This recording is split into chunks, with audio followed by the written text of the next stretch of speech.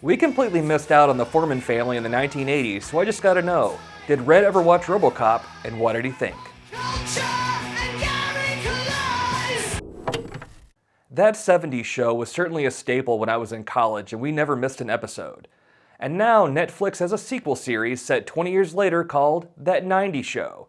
And here to talk about it today are two of the stars, Kurtwood Smith and Callie Haverda. Thank you guys for being on Gary Talks. Thanks, Gary. How you doing today? Doing great. You know, an entire generation grew up on that 70s show, and now an entirely new generation is growing up on that 90s show. So it seems that somehow Red Foreman has moved into that upper echelon of TV dads. Was this something you ever thought would happen? No. No, I sort of, my career sort of, in film and television anyway, sort of began with me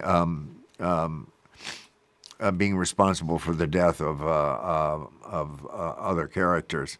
You know, it's funny, I remember the first year that I was doing the 70s show, and some guy came up to me one day on the street and said, "Oh, hey, man, listen, I just want to tell you, I've been watching your show, you know, and it's really kind of funny, but I keep saying to myself, when is Red going to kill all the kids?" Which I thought was pretty amusing. And I can understand why people say that, but no, it's been great playing a TV dad, you know. I feel like, of course, when people first started watching that 90s show, they wanted to see the characters from that 70s show and see what they were up to, but quickly that 90s show found its own voice and became a show all on its own. Were you surprised at how quickly this happened? Yeah, I mean, I think when we started, it was always like, even though this is, you know, a continuation of 70s show, it's definitely its own show. You know, it's the 90s, new cast of kids. We were taking inspiration from 70s, obviously, and we have a lot of people that worked on the original show helping us along with 90s. But we knew that it would, you know, kind of become its own show. It was definitely surprising how quickly it came and how accepting everyone was of it. Obviously, we're very proud of the work, so not too surprised, but glad that it happened so, you know, quickly. I just want to mention that how smart this group of young people are. They're really, they're really bright and innovative, and just a terrific bunch to work with, as well as be able to work off. So we're extremely fortunate in the casting of the. Well, speaking of casting, you guys have had some great guest stars over the past two seasons. You've had Lisa Loeb and Carmen Electra and Kevin Smith and Jason Mewes. Are there any great guest stars coming up on this new season?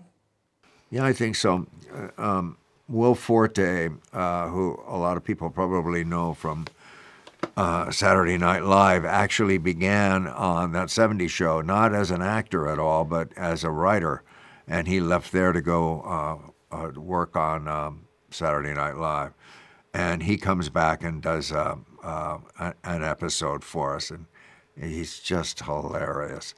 And an actor named Wayne Knight, people know from all kinds of shows, in particular Seinfeld. He played the character of Newman. Oh, my all-time favorite, Seth Green. Hilarious. I love Seth. You know, I met Seth when he was like 12 or 13 years old or something like that. Yeah, he was just this little pipsqueak with just the wisest mouth in town. He was hilarious, and it's great working with him. Would you like to be part of this? We also have, you know, Kira Costner, who's coming as Betsy Kelso, which is, you know, a big thing that I think fans were excited for. So her character definitely comes in and causes a lot of trouble and a lot of fun.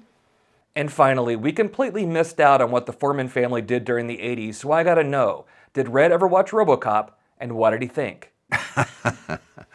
That's that's why you missed the 80s. It took him the entire decade to get over having seen Robocop once.